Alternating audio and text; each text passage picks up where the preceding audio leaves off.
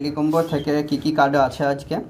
তো প্রথমে চলে যাব আমরা টেলিকম্বো থেকে যে ডাটা সেন্টার টোকিও এক এম আছে, এটা ডাটা সেন্টার টোকিও একটা কার্ড হলো।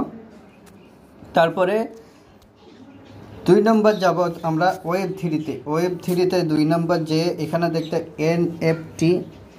এনএফটি কোথায় আছে খুঁজতে হবে।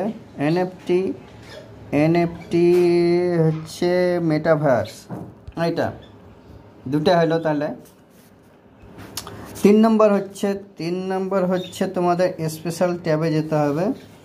স্পেশাল ট্যাবে যেয়ে তোমাদের এখানে খুঁজতে হবে যে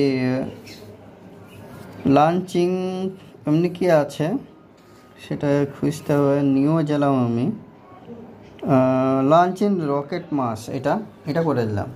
দেখবা দেখো আমাদের 3টে কালেক্ট হয়ে গেল, এখানে কালেক্ট হয়ে গেছে।